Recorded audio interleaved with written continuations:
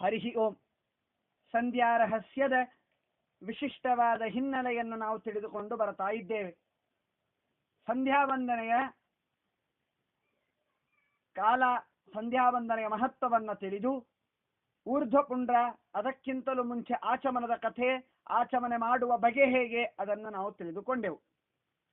ಇದಾದ ನಂತರ ಈಗ ನಾಮಧಾರಣೆ, ಅದನ್ನೇ ಊರ್ಧ್ವಪುಂಡ್ರ ಧಾರಣೆ ಅಂತ ಕರೀತಾರೆ. ಈ ಊರ್ಧ್ವಪುಂಡ್ರ ಧಾರಣೆ ಅಂದರೆ ಗೋಪೀಚಂದನವನ್ನ ಹಚ್ಚಿಕೊಳ್ಳುವುದು ಅಂತ ಅರ್ಥ. ಇಲ್ಲಿ ಈ ಊರ್ಧ್ವಪುಂಡ್ರ ಧಾರಣೆಗೆ ಯಾಕೆ ಇಷ್ಟು ಮಹತ್ವವಿದೆ? ಶಾಸ್ತ್ರ ಹೇಳಿದೆ, ಪ್ರತಿಯೊಂದು ಮಡಿ ಕೆಲಸಕ್ಕಾಗಿ, ಪ್ರತಿಯೊಂದು ದೇವತಾ ಕಾರ್ಯಕ್ಕಾಗಿ ಹಣೆಯ ಮೇಲೆ ಊರ್ಧ್ವಪುಂಡ್ರಗಳು ಇಲ್ಲದೇ ಇದ್ದರೆ ಆ ವ್ಯಕ್ತಿ ಏನು ಮಾಡಿದರೂ ಕೂಡ ಅದು ವ್ಯರ್ಥ ಅಂತ ಹೇಳಿದೆ.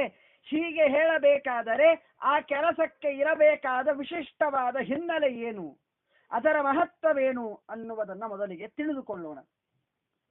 ಊರ್ಧ್ವಗತ್ವಾಂ ಹಿ ಯಸ್ಯೇಚ್ಛಾ ತಸ್ಯೋರ್ಧ್ವಂ ಪುಂಡ್ರ ಮುಚ್ಯತೆ ಊರ್ಧ್ವಗತ್ಯಾತು ದೇವತ್ಯಂ ಪ್ರಾಪ್ನೋತಿ ಇಹನ ಸಂಶಯ. ಅಂದರೆ ಯಾವ ವ್ಯಕ್ತಿ ಊರ್ಧ್ವಲೋಕವನ್ನ, ಮೇಲಿನ ಮಂಗಳಕರವಾದ ಸ್ವರ್ಗ ಮೋಕ್ಷಾದಿಗಳನ್ನ ಬಯಸುವ ವ್ಯಕ್ತಿ ಊರ್ಧ್ವಪುಂಡ್ರವನ್ನ ಅವಶ್ಯವಾಗಿ ಧರಿಸಲೇಬೇಕು ಅಂತ ನಾರದೀಯ ಪುರಾಣದಲ್ಲಿ ಹೇಳಿದ್ದಾರೆ.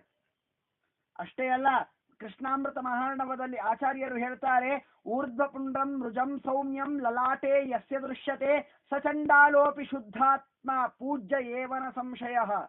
ಯಾರ ಹಣೆಯಲ್ಲಿ ಊರ್ಧ್ವಪುಂಡ್ರಗಳು ಸರಳವಾದ ಸುಂದರವಾದ ಊರ್ಧ್ವಪುಂಡ್ರವನ್ನ ಕಾಣುತ್ತೇವೆಯೋ ಅವನು ಚಂಡಾಲನಾದರೂ, ಅತಿ ನೀಚ ಜಾತಿಯಲ್ಲಿ ಹುಟ್ಟಿದರೂ ಕೂಡ ಊರ್ಧ್ವಪುಂಡ್ರವನ್ನ ಹಚ್ಚಿಕೊಂಡ ವ್ಯಕ್ತಿಯ ಮುಖವನ್ನ ನೋಡಿದರೆ ಅವನು ಪುಣ್ಯಾತ್ಮನಾಗ್ತಾನೆ, ಅವನು ಪೂಜ್ಯ ಅಂತ ಆಗ್ತಾನೆ. ಇದರಲ್ಲಿ ಯಾವ ಸಂಶಯವೂ ಇಲ್ಲ.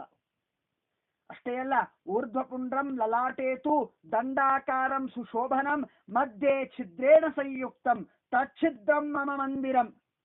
ಸಾಕ್ಷಾತ್ ಸ್ವಯಂ ಪರಮಾತ್ಮನೇ ಹೇಳಿದ್ದಾನೆ, ಹಣೆಯಲ್ಲಿ ಇರುವ ಊರ್ಧ್ವಪುಂಡ್ರ ದಂಡಾಕಾರವಾಗಿ ಸುಂದರವಾಗಿ ಮಧ್ಯದಲ್ಲಿ ಜಾಗವನ್ನ ಬಿಟ್ಟು ಅವನು ಯಾವ ವ್ಯಕ್ತಿಯನ್ನು ಹಚ್ಚಿಕೊಳ್ತಾನೆಯೋ ಆ ಮಧ್ಯದ ಊರ್ಧ್ವಪುಂಡ್ರದ ಮಧ್ಯದ ಸ್ಥಳದಲ್ಲಿ ಅದು ನನ್ನ ಮಂದಿರ ಅಂತ ಸ್ವಯಂ ಪರಮಾತ್ಮ ಉದ್ಘೋಷಿಸಿ ಹೇಳಿದ್ದಾನೆ.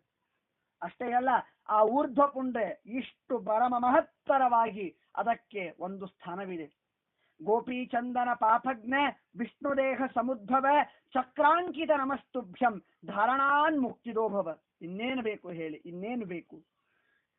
ಪರಮಾತ್ಮನ ದೇಹದಿಂದ ಹುಟ್ಟಿದಂತಹ ಶ್ರೇಷ್ಠವಾದದ್ದು ಗೋಪೀಚಂದನ.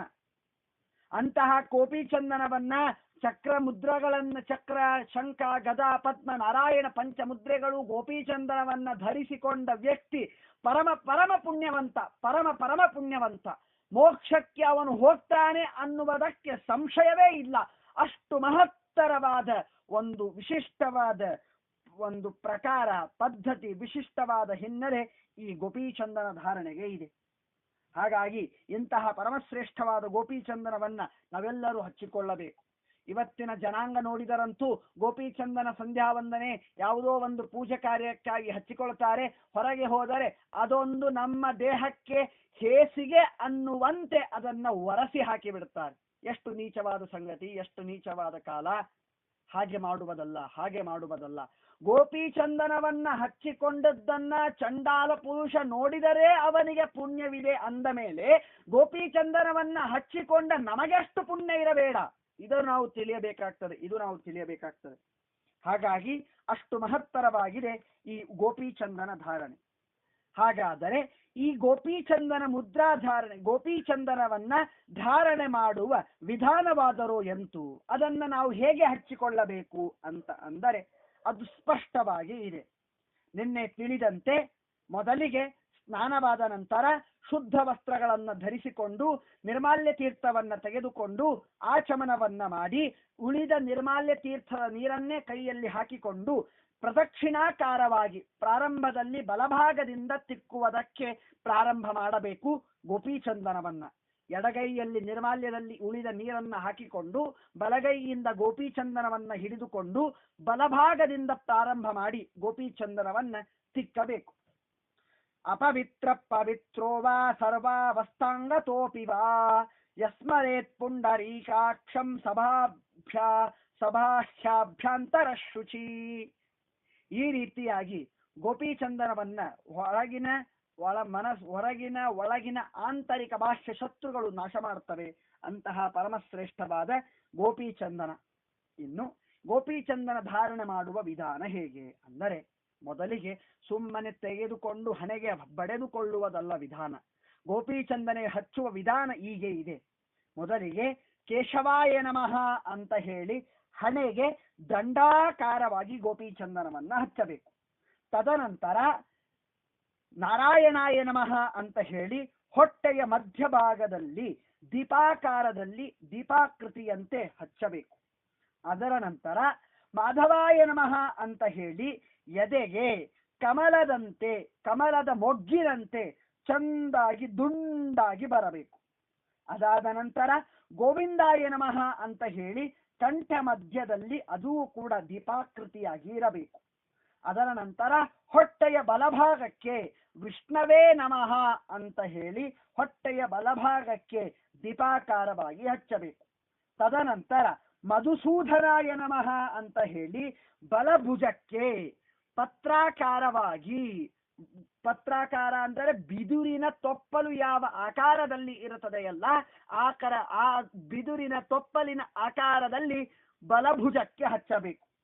ಅದರ ನಂತರ ತ್ರಿವಿಕ್ರಮಾಯ ನಮಃ ಅಂತ ಹೇಳಿ ಕಂಠದ ಬಲಭಾಗಕ್ಕೆ, ಆಮೇಲೆ ವಾಮನಾಯ ನಮಃ ಅಂತ ಹೇಳಿ ಹೊಟ್ಟೆಯ ಎಡಭಾಗದಲ್ಲಿ ದೀಪಾಕೃತಿಯಾಗಿ, ಶ್ರೀಧರಾಯ ನಮಃ ಅಂತ ಹೇಳಿ ಅದೇ ತರನಾಗಿ ಬಲಭುಜಕ್ಕೆ ಹಚ್ಚಿದಂತೆ ಎಡಭುಜಕ್ಕೂ ಕೂಡ ಬಿದುರಿನ ತೊಪ್ಪಲಿನಂತೆ ಆ ಆಕಾರವಾಗಿ ಬರಬೇಕು.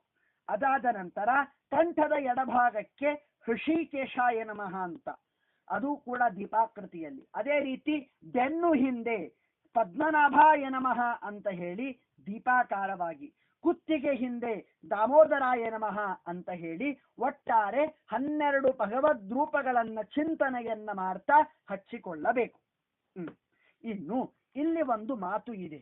ಏನು ಅದು ಅಂತ ಅಂದರೆ, ಆಯಾ ಪಕ್ಷದಲ್ಲಿ ಆಯಾ ರೀತಿಯಾದ ವಿಶಿಷ್ಟವಾದ ಅಳತೆಗಳುಳ್ಳ ನಾಮಗಳನ್ನ ಹಚ್ಚಿಕೊಳ್ಳಬೇಕು ಅಂತ ಇದೆ. ಶುಕ್ಲ ಪಕ್ಷದಲ್ಲಿ, ಕೃಷ್ಣ ಪಕ್ಷದಲ್ಲಿ ಅವೆಲ್ಲ ಬೇಡ ಬಿಡಿ. ಸುಮ್ಮನೆ ಅದು ಕನ್ಫ್ಯೂಸ್ ಆಗಿ ನಾವು ಹಚ್ಚಿಕೊಳ್ಳುವುದಕ್ಕೂ ತೊಂದರೆ ಆಗಿಬಿಡುತ್ತದೆ. ಅದನ್ನೇ ಪ್ರತ್ಯೇಕವಾಗಿ ಮುಗಿದ ಕೊನೆಯಲ್ಲಿ ನೋಡೋಣ.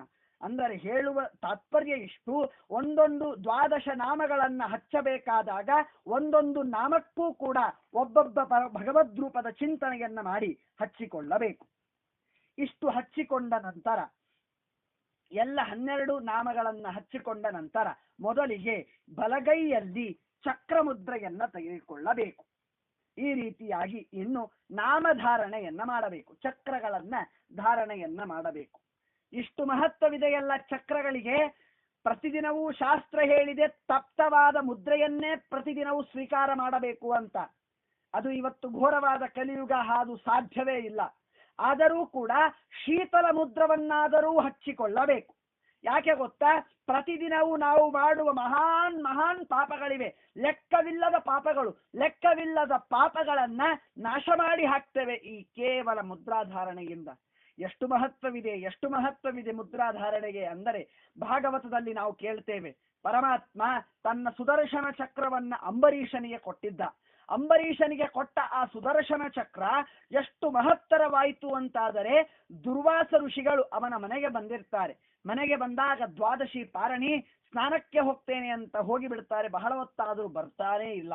ಆಗ ಬ್ರಾಹ್ಮಣರ ಅಪ್ಪಣೆಯನ್ನು ತೆಗೆದುಕೊಂಡ ಮಹಾನುಭಾವ ಅಂಬರೀಷ ಆ ಪ್ರಾಶನ ತೀರ್ಥ ಪ್ರಾಶನವನ್ನ ಮಾಡಿ ಪಾರಣಿಯನ್ನ ಮಾಡ್ತಾನೆ. ಪಾರಣೆಯನ್ನ ಮಾಡಿದ ನಂತರ ಅದೇ ಸಮಯಕ್ಕೆ ದುರ್ವಾಸರು ಬರ್ತಾರೆ. ನೀನು ನನ್ನನ್ನ ಮೀರಿ ಪಾರಣಿ ಮಾಡಿದ್ದೀಯ ಅಂತ ಹೇಳಿ ಅವನಿಗೆ ಶಾಪ ಕೊಡ್ಲಿಕ್ಕೆ ಬಂದರೆ, ಭಗವದ್ಭಕ್ತನ ರಕ್ಷಣೆಗಾಗಿ ಪರಮಾತ್ಮನ ಸುದರ್ಶನ ಚಕ್ರ ಬರ್ತದೆ.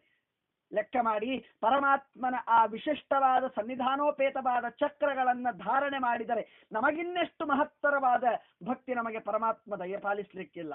ನಾವೇನು ಅಂಬರೀಷ ಅಲ್ಲ, ನಾವೇನು ಮಾರ್ಕಂಡೇಯರಲ್ಲ, ನಾವೇನು ಪರೀಕ್ಷಿತರಲ್ಲ ಅಂತ ಯಾರು ಬೇಸರ ಬೇಡ. ನಾವೆಲ್ಲರೂ ಕೂಡ ಭಗವದ್ಭಕ್ತರೇ, ಅವನ ಅನುಗ್ರಹದಿಂದ ನಾವು ಹುಟ್ಟಿದವರೇ. ಅವರಲ್ಲಿ ಯೋಗ್ಯತೆ ಹೆಚ್ಚಾಗಿ ಇದೆ, ನಮ್ಮಲ್ಲಿ ಯೋಗ್ಯತೆ ಕಮ್ಮಿ ಇದೆ. ಆದರೂ ಯೋಗ್ಯತೆ ಕಮ್ಮಿ ಇದ್ದರೂ ಕೂಡ ಭಗವದ್ಭಕ್ತಿ ವಿಷಯಕವಾದ ಜ್ಞಾನವಾದರೂ ನಮ್ಮಲ್ಲಿ ಇಲ್ಲ. ಹಾಗಾಗಿ ಈ ರೀತಿಯಾಗಿ ತಿಳಿದುಕೊಂಡು ಮುದ್ರೆಗಳನ್ನ ಧಾರಣೆಯನ್ನ ಮಾಡಬೇಕು. ಈ ರೀತಿಯಾಗಿ ಮುದ್ರೆಗಳು ಒಟ್ಟಾರೆ 5 ತರನಾದ ಮುದ್ರೆಗಳಿವೆ. ಚಕ್ರ ಮುದ್ರಾ, ಶಂಖ ಮುದ್ರಾ, ಗದಾ ಮುದ್ರಾ, ಪದ್ಮ ಮುದ್ರಾ, ನಾರಾಯಣ ಮುದ್ರಾ ಅಂತ ಹೇಳಿ ಈ ರೀತಿಯಾಗಿ 5 ಮುದ್ರೆಗಳನ್ನ ಚಂದಾಗಿ ಲೇಪನೆ ಮಾಡಿಕೊಳ್ಳಬೇಕು. ಅದು ಹೇಗೆ ಲೇಪನೆ ಮಾಡಬೇಕು, ಯಾವ ಯಾವ ಮುದ್ರೆಗಳು ಎಷ್ಟೆಷ್ಟು ಲೆಕ್ಕವಾಗಿ ಮಾಡಬೇಕು ಅನ್ನುವುದನ್ನ ಮತ್ತೆ ನಾಳೆ ದಿನ ತಿಳಿದುಕೊಳ್ಳೋಣ. ಶ್ರೀಕೃಷ್ಣಾರ್ಪಣಮಸ್ತು.